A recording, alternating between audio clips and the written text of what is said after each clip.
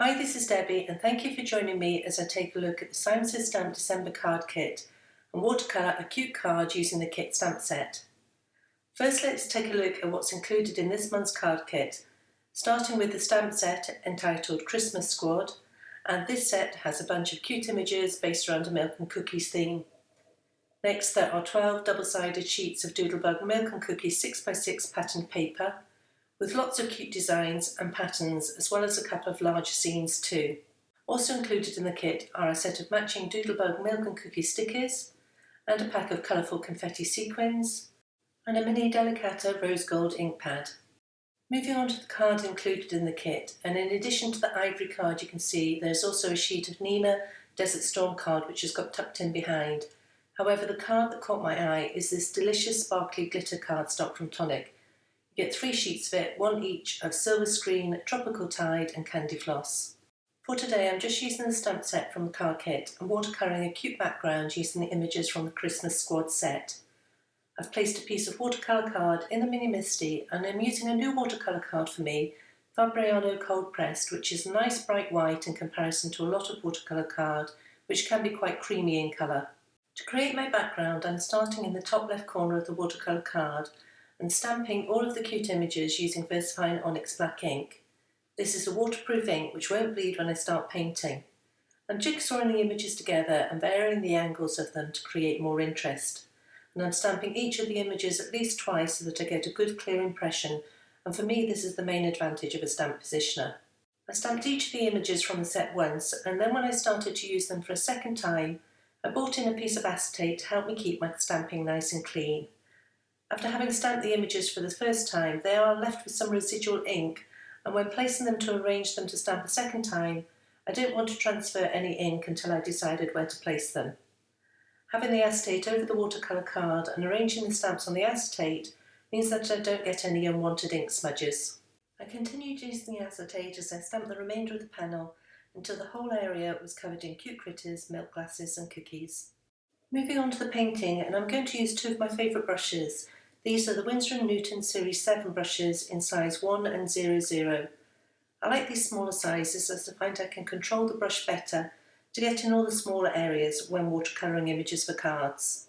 The paints I'm using are from Daniel Smith, and the main colours in my palette are the same as the ones you can find on my Daniel Smith dot sheet, which is stocked exclusively by SSS Stamp.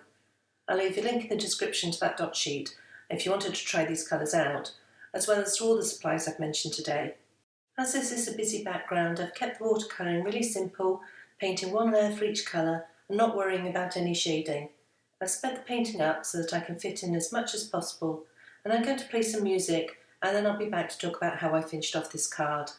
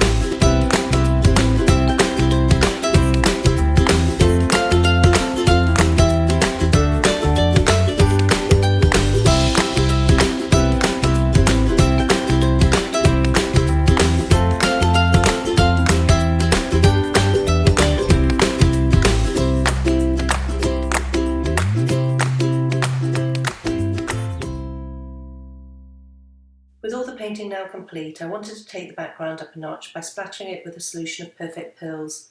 I added a scoop of Perfect Pearls powder in a mini mister, topped it up with water and gave it a good shake before using the tube inside to splatter the sparkly mixture. I also wanted to add some white splatter for contrast, and for this I keep some Winsor & Newton white gouache in my paint palette. I wetted this with a brush and then used the brush to splatter the white paint over the background panel. I then used my heat tool to dry the card, and one thing I like to do when I splatter liberally over a panel is to use a black pen to darken the eyes of the images. I like splatter, but equally still want to be able to see their faces clearly. I lifted the blue painter's tape which had kept the watercolour card nice and flat on a board while I painted, and then ran the piece through the die cutting machine with a wonky rectangle die.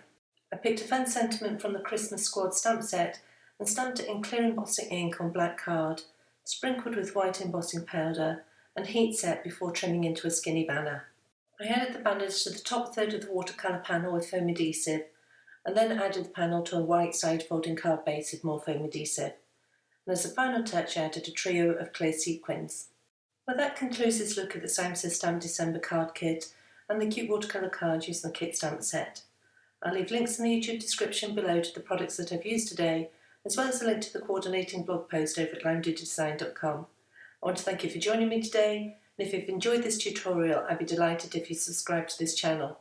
Thanks, and I'll see you next time.